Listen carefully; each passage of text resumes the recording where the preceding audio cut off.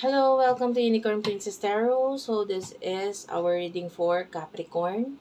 Astrological reading to ha para sa October 2024. Yung pag-usapan natin yung solar eclipse at saka yung full moon during this time. October 3, dito sa Philippines, ang solar eclipse, new moon, nasa sign of Libra, pero sa ibang part ng mundo ay October 2 ito nangyayari. So, depende kung saan ka sa mundo. Ay, bahala ka na mag-check kung saan yon. Pero yung solar eclipse kasi, ang effect niyan, tinatagal niyan hanggang 6 months. March, April 2025, pwede mo siyang maramdaman yung effect. And the full moon is October 17, October 16 sa iba, sa sign ng Aries. Okay, let's talk about the new moon first. Capricorn, check mo rin pala yung iyong sun sign, moon sign, and rising sign na maaaring magbigay ng ng message yun sa'yo. Okay, let's start your reading. By the way, bago ako magsimula, sana mag-comment ka dyan sa baba. Kahit po heart-heart lang, smileys. Mas nagaganahan ako mag-reading guys pag may mga nagko-comment. Lalo na yung mga ganito. Okay? Mga astrological reading. And let's start. Capricorn.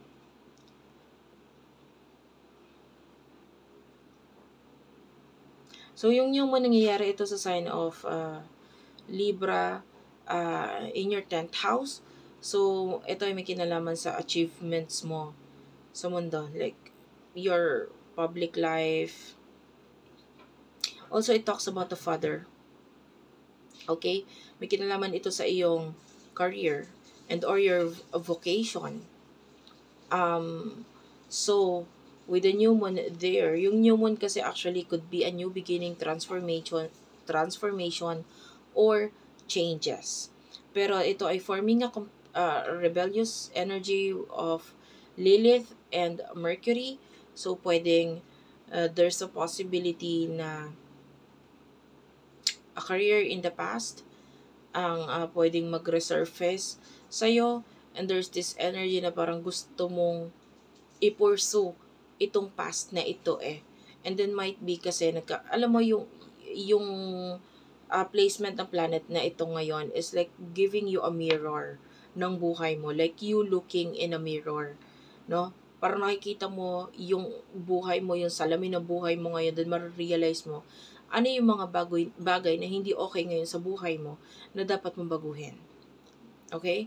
Ano yung bagay sa buhay mo ngayon na parang kailangan mong i-end kasi yung iba this brings ending, no? And pwedeng kaya lang it's forming a square with the Mars. So the problem is that pwedeng hindi ka makapag-take ng actions basta-basta because of maybe may kinalaman ito sa maybe responsibility mo. For example, you do have a partner, may kontrata, yan. Possibility na hindi ka basta-basta makaalis sa isang bagay na gusto mong i-end or tapusin na dahil may kontrata pa. Okay? Yung iba naman sa inyo, maybe because of your partner, no? Or maybe because of your mother or women in your life. During this time, nagkakaroon tayo ng Grand Trine. Mars, Venus, and Saturn.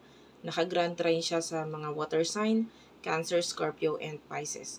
So, pag ito ay nagpo-form ng Grand Trine, maaaring nagkakaroon ng limitasyon sa'yo. I mean, Grand Trines, puro water sign yan. Ngayon, water signs more on emotions. Okay? And, might be there's an action here na gusto mong gawain dahil naapektuhan na ikaw emotionally. Okay? Maybe because of your current job mo during this time, hindi ka masaya. So, you want to put an end to this para mas ma-welcome mo yung bago. Or maybe yung iba sa inyo, hindi ka happy dito sa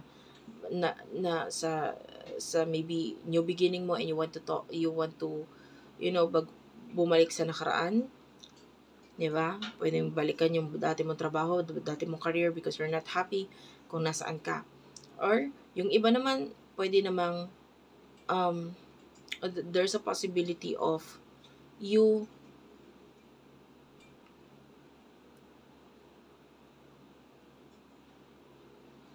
na uh, a person or a partner will talk to you about sa kanyang emotions, and ito yung maging dahilan para hindi mo magustuhan kung nasaan ka ngayon, like because of a partner. Sabihin niya sa'yo, hindi okay sa'yo yung career na yan, mas kulang yung time mo para sa akin. So, things like that. Okay?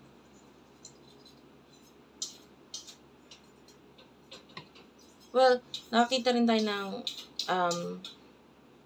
like maybe a friend, if you're single or one looking for love, maybe this is the right time na gumawa ka ng action, especially if ang nagbibigay ng attraction sa'yo or na-attract ka with a friend. Maybe there's this you taking actions with regards to that. Okay, nakakita tayo dito ng actually high chance of having a relationship during this time. Okay? Ang nakikita lang natin limitasyon is maybe siblings, neighbors, or pwedeng usaping technology. Okay? Kung bakit, or maybe kasi malayo, ganyan. But,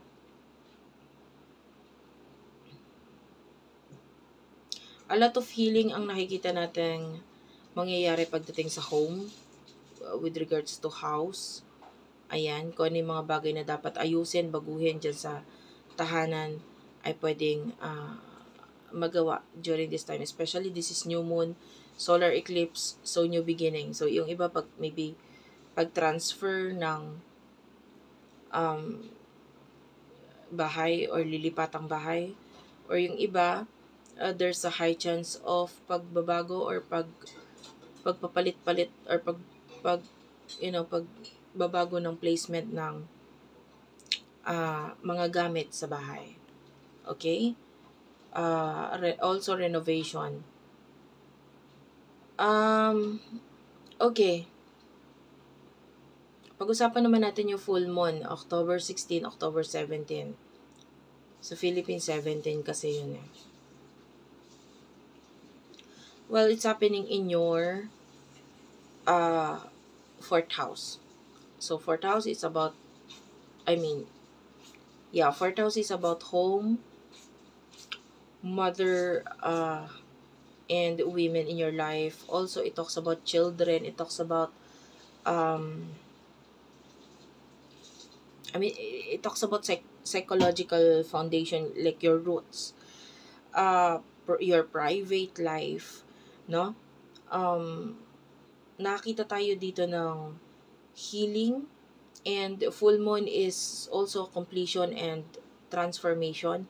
So, yung iba nga pwede may kinalaman sa paglilipat ng bahay, so mafu-full na or maaayos na, matatapos na itong pwedeng mga bagay na ginagawa mo with regards to home, paglilipat ng bahay, pag-aayos, whatsoever, ano? And with the sextile sa planet of Jupiter, so nakita tayo dito ng mas magkakaroon ng big change, and mas maraming, sabihin na natin,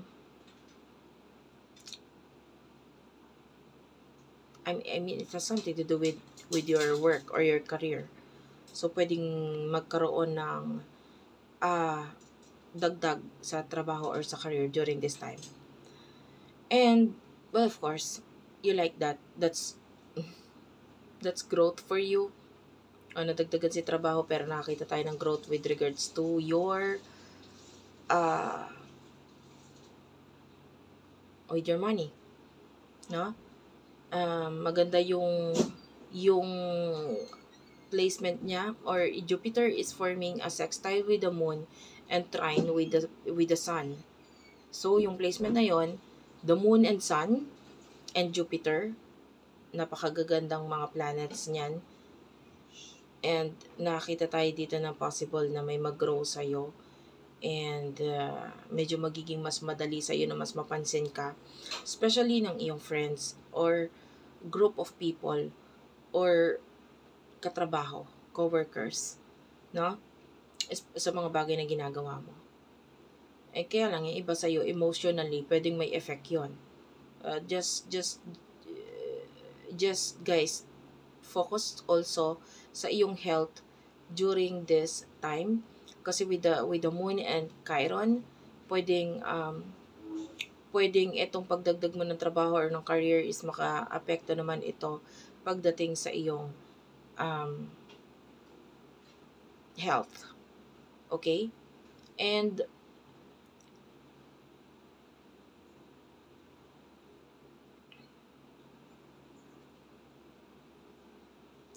yeah, the Pluto is forming a square with the moon. So Pluto is happening in your sign, Capricorn. It's your first house. Uh, so ako naman yung mga changes na mangyari sa'yo. Like, yung iba nga, pwedeng may kinalaman sa work. Pwedeng maapektuhan ka physically and with regards to your health. And you are a Capricorn. Talagang dyan yan. You are someone na focus talaga sa trabaho. You are someone na focus sa career. And gusto mo ma-achieve yung mga goals mo sa buhay. No? You are an earth sign. So, because of this, pwedeng may mga times na masyado ka na nagfo-focus sa trabaho mo, sa career mo, sa mga dapat mong gawain, obligasyon mo, napapabayaan mo yung sarili mo. So, take note of that. Na? Pwedeng kailangan mo ng healing din during this time of full moon dahil pwedeng makaramdam ka ng mga health issues yan, na makaapekto sa'yo. So, thank you for watching, guys. I love you all. Please do like and subscribe. Yeah. And pa-comment nyo sa baba, guys. Madalang mag-comment ang Capricorn. So, sana mag-comment ka. Kasi, mas magaganahan ako mag-reading if magka-comment kayo. Okay? Thank you for watching. I love you all and bye-bye.